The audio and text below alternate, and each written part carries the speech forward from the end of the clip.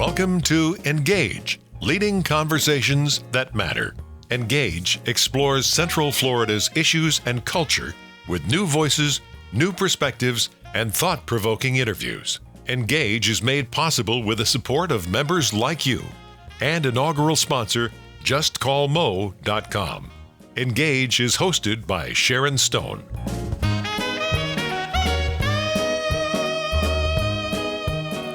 You're listening to Engage on 90.7 WMFE. I'm Sharon Stone.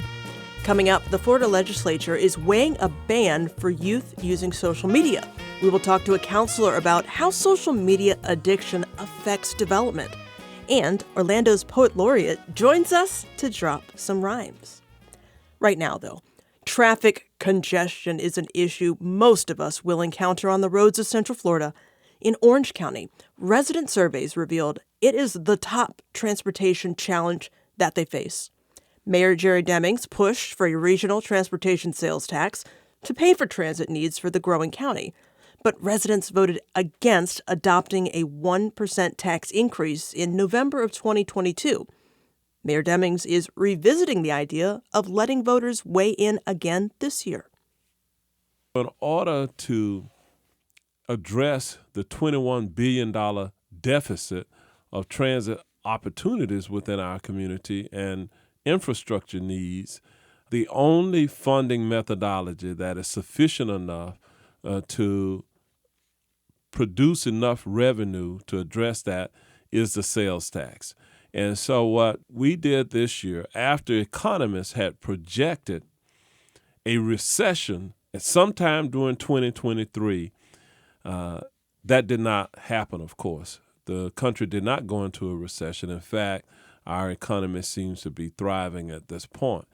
So I waited until what I thought would be a good period of time to perhaps at least re-engage with the conversation amongst our Board of County Commission about the prospects of renewing the sales tax initiative on the ballot for 2024.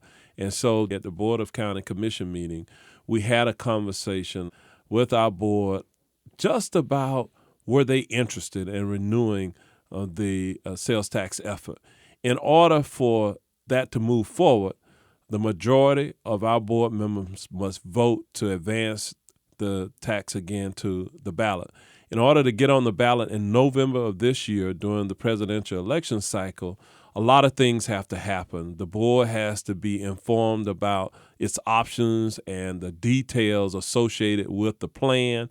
We have to restructure the plan. We can't simply go back with the same plan that we used in 2022 because it failed. So we know that we have to improve the plan and communicate that plan to the citizens and get input from the citizens in developing that plan of action. We have a timeline, a deadline. In order for this to go on the ballot, the State of Florida Office of Public Policy and Government Accountability, sometimes referred to as OPAGA for short, has to approve of the referendum and approve that the local division of government has the financial capability and the administrative capability, if the ballot initiative passes, to manage those funds. We know that it's about $759 million that potentially could be raised by the transportation sales tax, and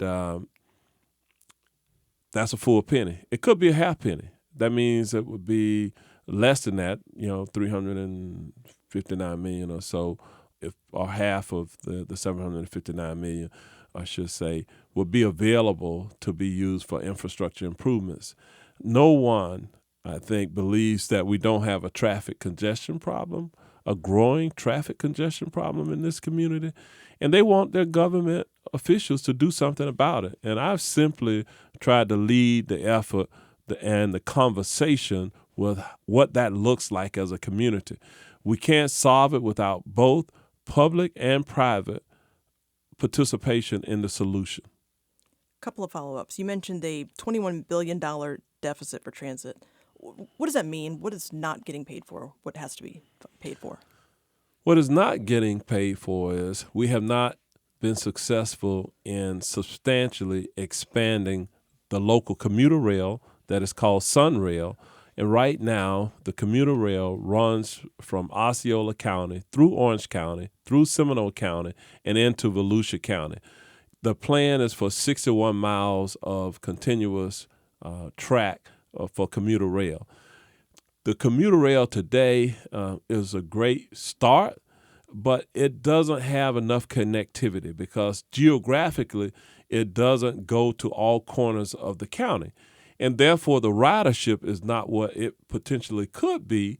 In order to expand the commuter rail to go into the 4 quadrants of the county, it's a costly proposition.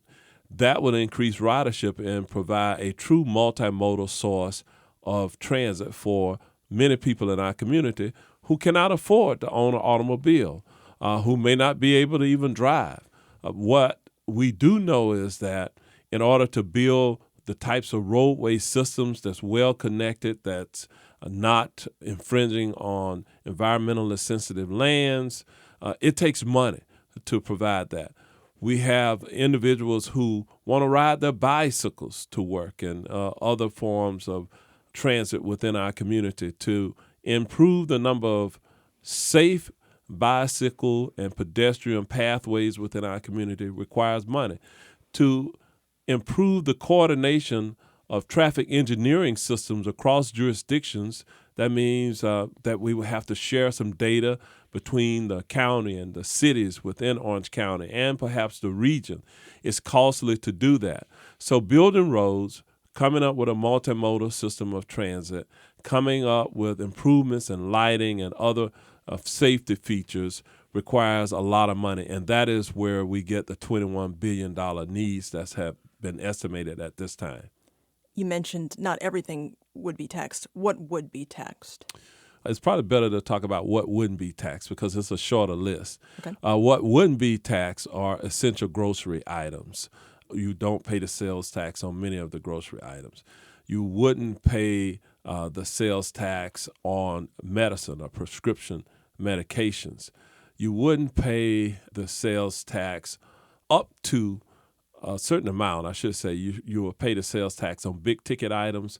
So if you bought an automobile, for example, for the majority of the cost of the vehicle, you don't pay the sales tax. You pay sales tax up to a point, and then depending upon what the legislature does with it, you pay a portion of the sales tax on big ticket items. Some of the tax on commercial rentals, et cetera, you don't pay sales tax on those items. And so there are a number of other things that you don't pay the sales tax for.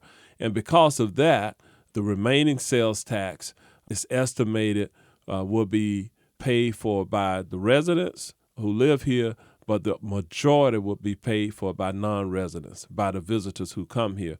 The state of Florida estimates that the sales tax today, if it was a full penny, again, is somewhere around the $759 million on an annual basis if it was a full penny. However, better than 50% of the people who pay the sales tax in Orange County are those who don't live here. They're the visitors. They're the ones coming and helping to clog up our roadway.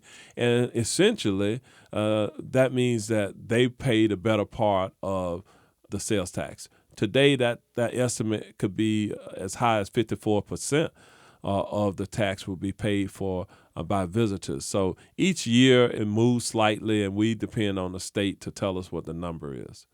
Another big, huge, I don't even know if that's a big enough word, affordable housing, the lack of affordable housing. What can you tell us about the Housing for All task force you convened back in 2019? What new projects should we know about? We've had great success with the Housing Trust Fund. Orange County, in 2019, I impaneled a citizen group to give advice to the county, and we formulated an affordable housing plan. One of the things recommended out of that plan was that the county should create its own housing trust fund, and we did that. So in 2020, we created the fund and began to put $10 million into the fund initially, and then each year it goes up by 10%. So the first year, 2020, we put $10 million, the second year, $11 million, and it goes up. The goal is over a 10-year period of time, we will put in a total of at least $160 million. We will use those dollars to help incentivize the building of an additional 30,000 housing units on top of what the market would have produced. And so we're well underway with that process. We have leveraged the taxpayer dollars that is a derivative of general fund revenues, ad valorem taxes, we're using to help stimulate the building of workforce housing within Orange County. We're partnering with private sector partners, nonprofits such as Habitat for Orange and Osceola County, and some other groups that we have partnered with to build affordable and workforce housing throughout the county. We have built multifamily and senior units and single-family dwellings in Holden Heights, Pine Hills, East Orange County, in Apopka, and various other areas of the county since we started this initiative. In fact, one of the ones that got the biggest attention, a partnership with Universal Resorts of Orlando. They created their own nonprofit, and we broke ground a couple of months ago now on a 1,000-unit workforce housing development called Catchlight Crossings that will be built in the International Drive Corridor. So this is a place where individuals have to qualify by income. These will be low, medium income families to low-income families who will have lower rent payments because of the dollars that we put in, the land that Universal put in, and the partnership with financial lending institutions to build that right in the International Drive Corridor. So those who will work in the corridor will have the opportunity to move into those apartments and be close to work where they don't need an automobile to move around. They can use the local circulators that are moving around out there.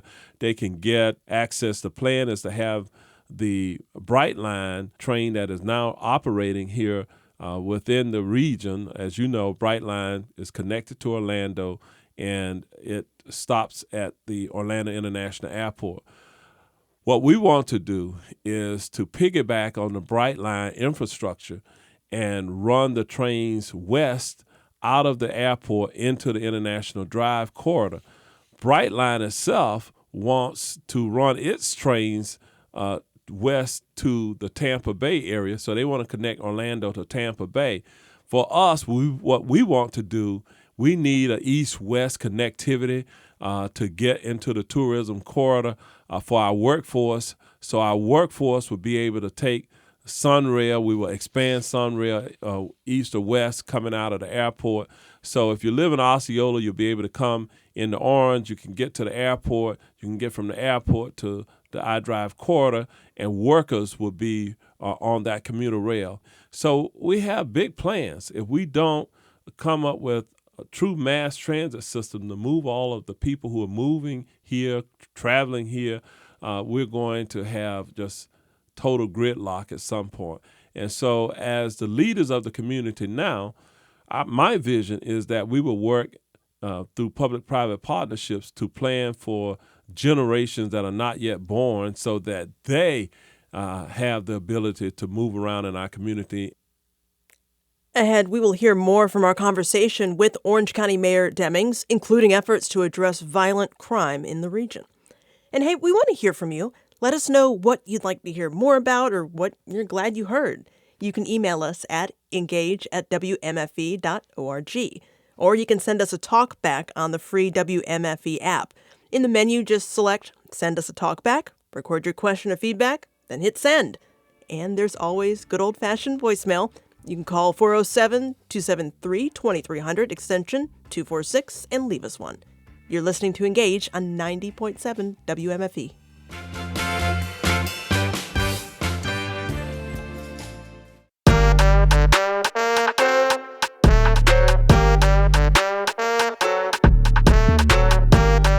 You're listening to Engage on 90.7 WMFE. I'm Sharon Stone.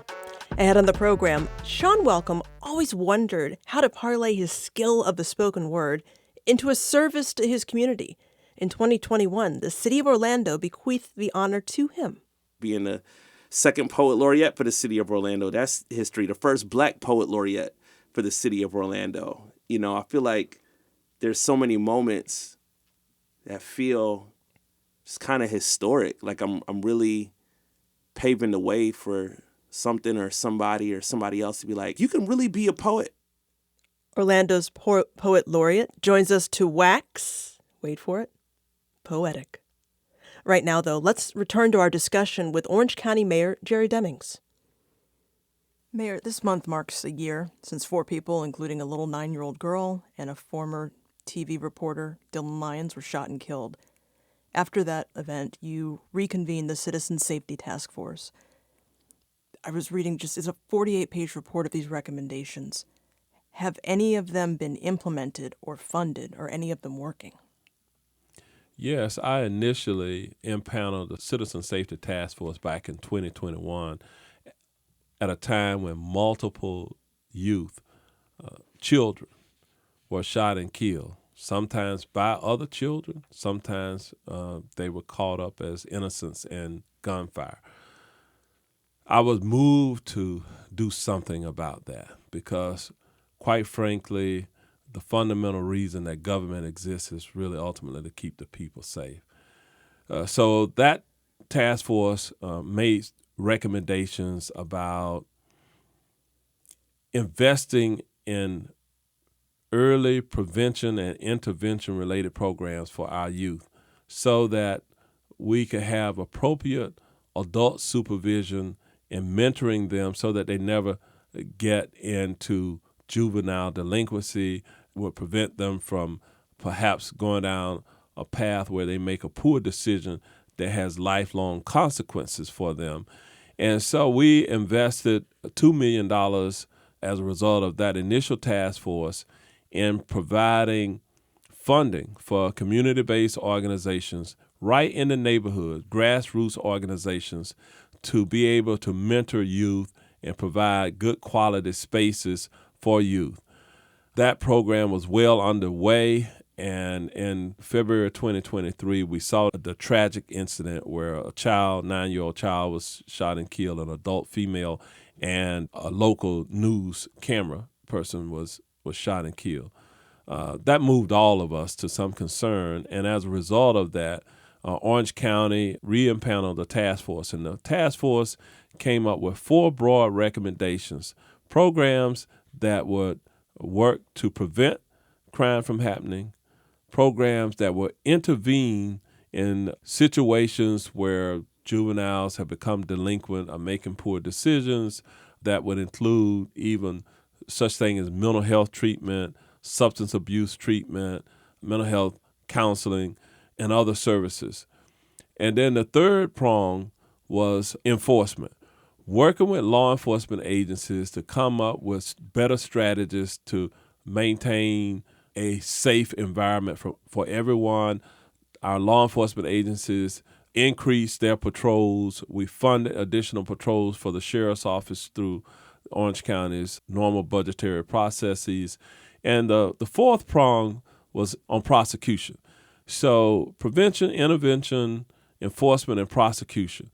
The state attorney at that time chose to participate in the program and come up with an adult civil citation program where adults who committed minor violations of law, misdemeanors, could be put into programs that would work with them to minimize having a criminal record, but hold them accountable at the same time by volunteering, mentoring, going to anger management classes, a number of things that the adults could do. And it was the Adult Civil Citation Program. And a pilot was done in which the Orlando Police Department, Orange County Sheriff's Office, and the Kissimmee Police Department piloted that program. The current state attorney has indicated that he intends to expand the Adult Civil Citation Program to all law enforcement agencies within the circuit, all local law enforcement agencies within the circuit. That's Orange and Osceola County. On top of that, each year, on top of what Orange County was already allocating for youth-related programs, which was approximately about $67 million, we said that each year we would allocate an additional $2 million to go to programs that will work in these 4 purposeful areas that I talked about. And we also worked in partnership with the federal government to receive some grants for mental health treatment, counseling, and substance and behavioral health treatment services for individuals. There are many persons who commit crimes because of their mental illness or their substance abuse or the co-occurring issues. And if you can treat that person, what we found is that over time, you can reduce the recidivism, the number of times that they reoffend because they become more healthy. So we have invested in programs to support that. We have invested in a program called the Credible Messengers Program that involves people who have street-wise experiences. Some of them are formerly incarcerated individuals who paid their debt to society. They're back out and they are positively contributing to the community. And as mentors, boxing coaches, martial arts instructors, as all types of programs that provide services to the youth through the Boy Scouts, the Boys and Girls Club, and other community-based organizations. We're providing funding to those organizations to work with our youth right in the neighborhoods where they are living. And the Credible Messengers program is off and running. We have trained individuals in the program, and the goal is to reduce violent crime within our community and by directly building relationships with those youth who are disproportionately exposed to violence. And Orange County has about 53 zip codes. Through a prior study that was done, we know that 9 of the zip codes represent areas where youth are disproportionately impacted by juvenile delinquency, teenage pregnancy, high school dropout rates, poor housing conditions, etc. So if you have heard everything that I've talked about, we're addressing all of those things. We're addressing housing. We're addressing healthcare deficits. We're addressing where there are food deserts, a lack of access to good nutrition, and then these other mentorship types of programs. We're putting money in all of those things that over time, in the last 20 years, we have seen a reduction in crime.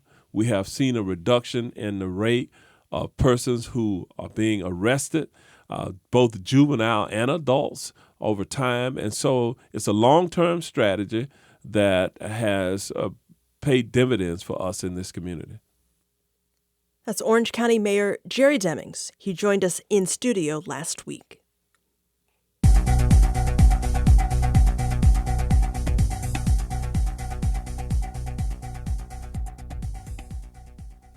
On Tuesday, Governor Ron DeSantis spoke about concerns with legislation from state lawmakers to ban social media accounts for children under 16, even if their parents allow it. The Florida House overwhelmingly passed the bill last month. A similar measure is being considered in the state Senate. I think that right now, federal law says no social media accounts age 13 and under. Now, I don't think these companies are necessarily following that, but that is federal law right now. What the legislature is proposing is to add 14 and 15 to that, which would be an expansion beyond the current federal law. And what I've said previously, these things have huge legal hurdles. They've been held up in courts. I don't want to go down the road of doing something that is not going to pass muster legally. The bill doesn't list specific social media platforms. We do know it targets sites that track user activity, lets kids upload content and interact with others, and uses features designed to cause compulsive use. We also know Meta, the owner of Facebook and Instagram, encouraged the Florida House to find other solutions. Now, lawmakers in favor of the ban contend it will protect the mental health of children. We talked to licensed marriage and family therapist Shirlette McCullough I began the discussion by asking her exactly what kind of impact she is seeing social media make on children. Seeing younger children or teens or families, I have noticed that there are some challenges when it comes to social media with teens and adolescents around bullying, also around the comparison, and mainly the whole addiction piece where they're on social media more than they're doing their schoolwork, more than they're engaging with their families and different things like that, as well as being exposed to sexual predators. That is very true. That's one of the major concerns. How do you know if your kid is just being a kid on social media or if they actually have a problem? So when it becomes an issue where they're avoiding engagement with friends, doing their daily chores, doing their schoolwork, and it takes precedence over everything, that's when we know it's more of than just use, is more of an addiction. And what I normally say to parents or caregivers is go onto your children's social media sites and really explore what are they looking at? What is it that has their attention? Who are the people that they're engaging with, and who are the people that they're meeting up with if they're older and meeting up with people, or just go and find out what those conversations are like. So you mentioned it kind of being just an addictive obsession. So proponents agree with that. And this bill would just, set a start date, like in July, that it would go into effect. But if you were talking about someone addicted to something else, you wouldn't just tell them to stop cold turkey. So how do you kind of safely get kids off of this, what they're calling addiction? So what you're mentioning is more or less like step therapy, like taking different steps, and stepping down or saying, hey, we're going to go towards 2 days a week on social media or 3 days a week on social media. But no matter what we choose to do with social media, my opinion is that if our children want to be exposed to social media, they're going to find a way to get to social media. So this bill, if it's passed or if it's not passed, our children will still find a way to get to it if they want to.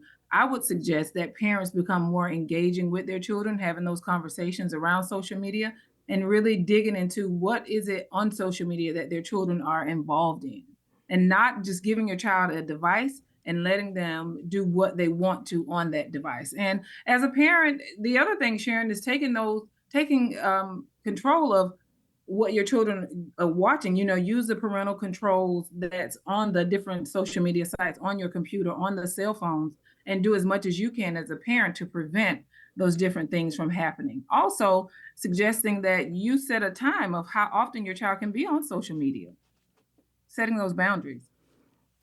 You mentioned that kids are going to find a way, and this bill doesn't even include apps used for private messaging between people. And it doesn't really name specific platforms that are targeting. What kind of responses do you anticipate kids are going to have to being told they cannot, just a flat out ban like this?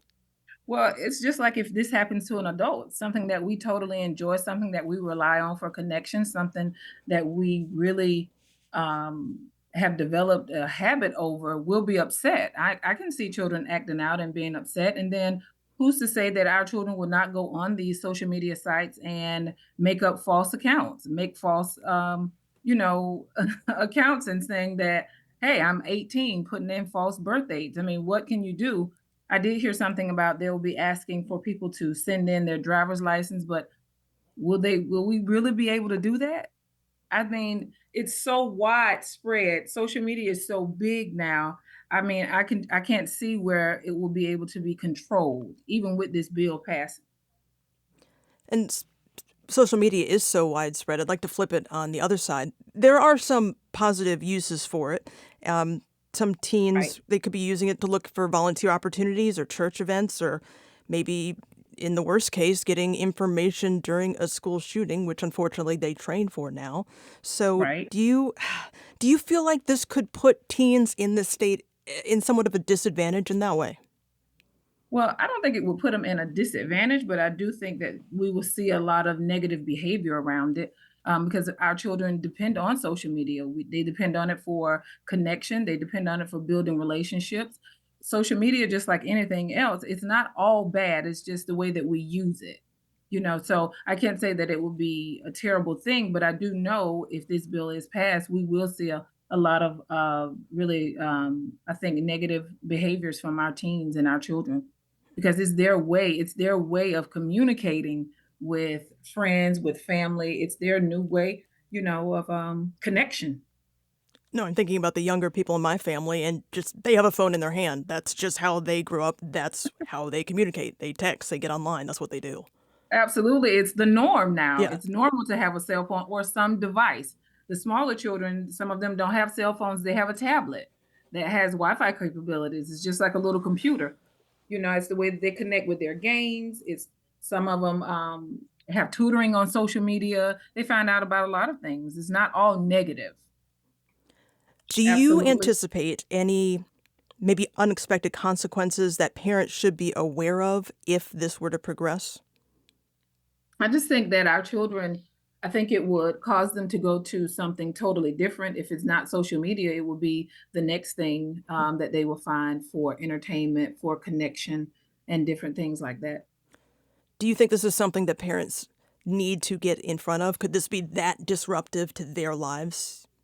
I think so. Parents need to be extremely involved with it and keep a pulse on what's going on and how to get involved and have those conversations with their children around this ban. Because I'm sure a number of children have been exposed to it, and there's chatter amongst their peer groups about it. So I would definitely encourage family, caregivers, parents to have that conversation with their children, and not to not invalidate what they feel, but just allow them to talk about it and speak about it and validate what they're feeling. Are there prompts, ways to start that conversation? So I think it should just be an organic conversation, sharing with your children, age appropriate, developmental age appropriate, and having that conversation and just asking outright, what do you think about this bill? Have you heard about the new bill around banning, social media for children or teens 16 and under?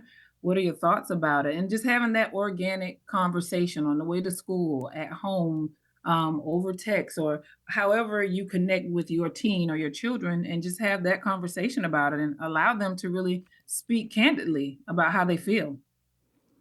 Are there other things parents can be doing to protect their kids? Any other advice to them? So I think the main thing is getting into your children's world. So finding out what are the things that entertains them, find out who are the friends that they have, and having those conversations. I think everything starts with an organic conversation, not interviewing, where it's a rapid fire of questions, but just an organic conversation about their day, what's going on with them. Not how did your day go? What are you doing? But just an organic conversation, age appropriate, and getting into their world with sincere interest. Charlotte McCullough is the founder of Centerpiece Couples and Family Therapy in Winter Park.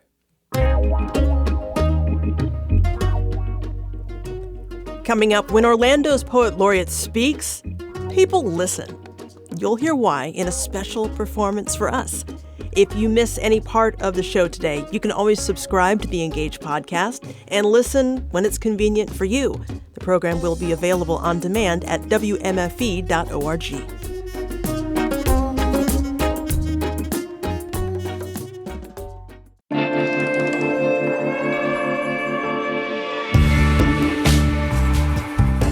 You're listening to Engage on 90.7 WMFE. I'm Sharon Stone. So the city of Orlando has an official storyteller. Sean Welcome is Orlando's second poet laureate. The UCF graduate is an ambassador for literary arts. He educates and entertains with his performances.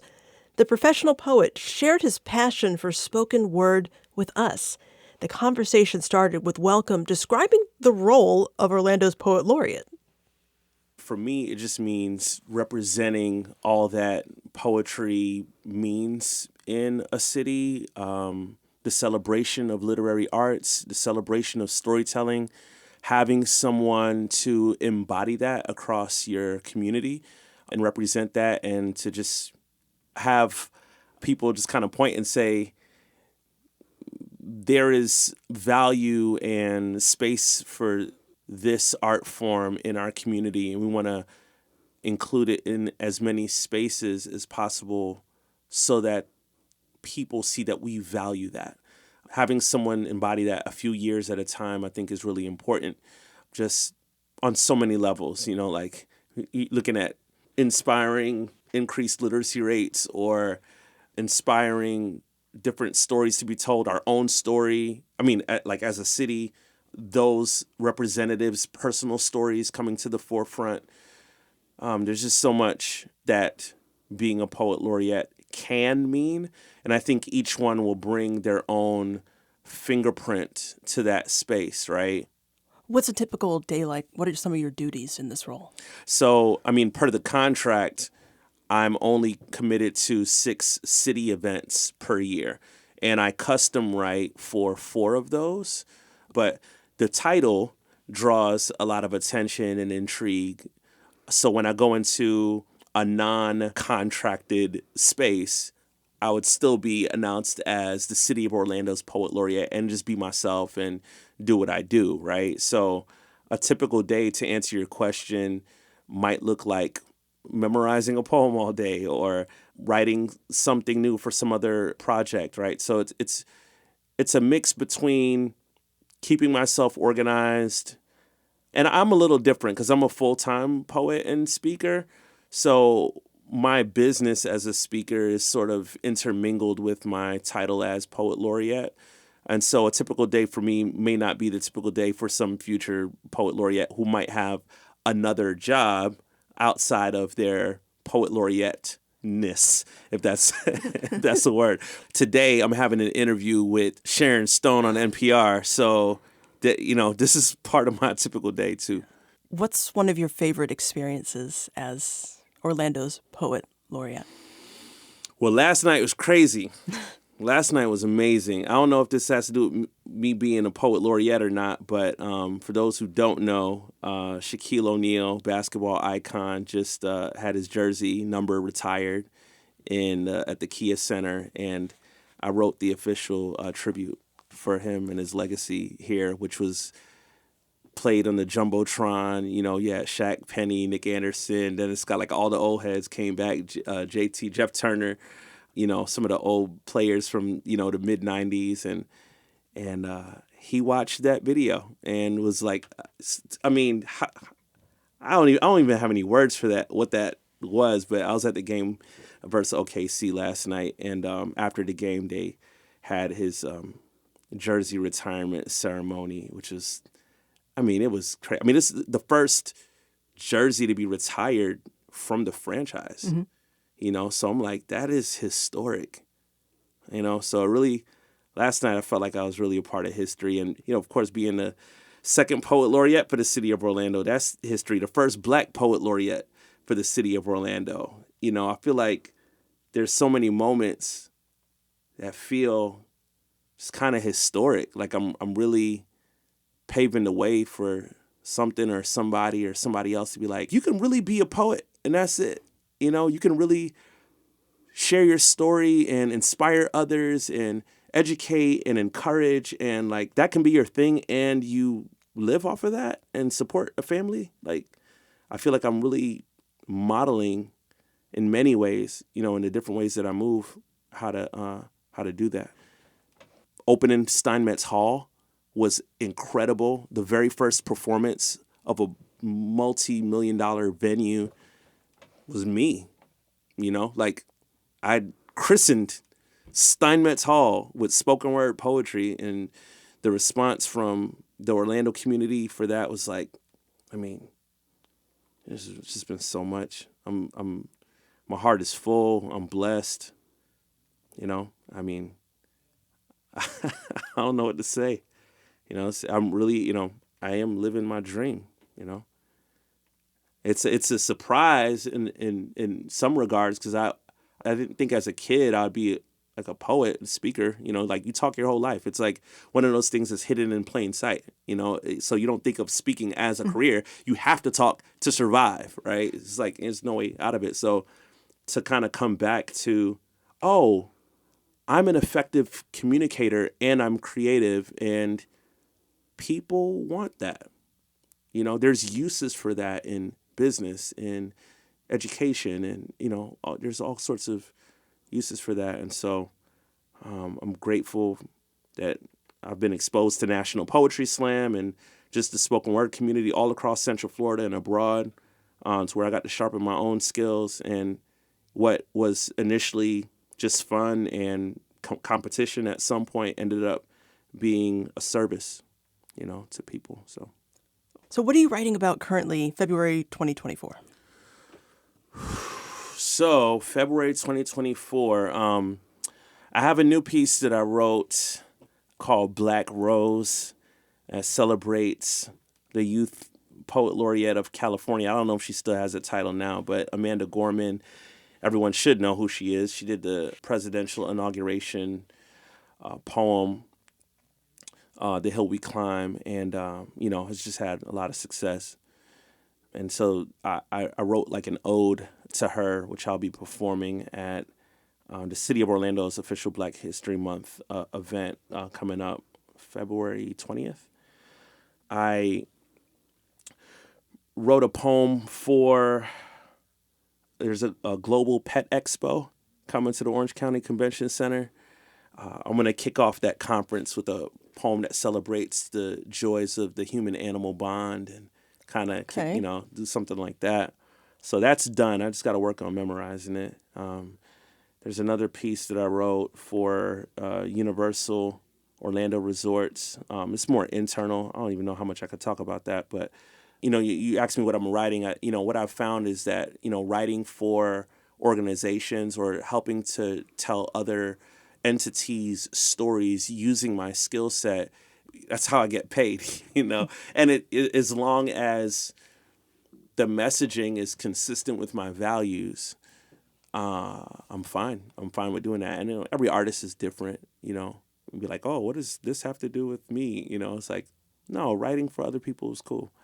Would you mind sharing one of your choice a bit with us now? Sure, yeah. I'll share the Black Rose piece. I like that, and it is Black History Month, so shout out to Amanda Gorman. I call this piece Black Rose. It's kind of just an image to kind of drive the concept. First of all, black roses don't exist. That's not a thing. But, with poetry and creativity, you can kind of make it a thing. And the image that I wanted to draw was, a black rose kind of growing out of concrete or a sidewalk. It's kind of like a rare thing. And I think Amanda Gorman is rare. Like, you have a 22-year-old African-American female with a speech impediment doing spoken word poetry at a presidential inauguration. Like, how rare are those factors on that stage, right? And so I wanted to paint this picture of, black rose growing out of concrete. Quick backstory before I do the poem. This is silly. I usually run my poems by my wife or whatever. Okay. And then I had this like forethought of, wait a minute, this is going to sound like I wrote a love poem about another woman and asking my wife what she thinks about it. Anyway, that's not the case. But anyway, just wanted to show some love and pay my respects to the young sis. And I'll go ahead and perform it now. When black roses grow in the cracks of sidewalks, one might stop and stoop and stare at the rare beaut, because the truth is, it doesn't occur naturally in nature, notwithstanding poetry and perhaps cinema, yet somehow they still exist, supernaturally, against the odds, still speaking to crowds, a small bunch of interlocked tongues telling tales of resistance and hope, growing in the cracks that is the crack in your throat, the auditory disorder you describe as a superpower. Pause. Have you ever seen a black rose? Or heard of a black girl's poem called The Hill We Climb, behind a podium of prestige, pulling a parcel of performance poetry on a national pedestal, opting to operate in the wisdom of owls and the strength of oxen, overcoming more, I'm sure, than what you've made open to the public. Everyone within earshot of a black rose knows the difference between AI and an actual endocrine system, releasing emotional electricity. Trust me, Ali too was 22 when he enemy took to the throne. I guess creative types don't get the same reactions as punches thrown. The black poet is a black rose, ode to Amanda. May your profile continue to grow.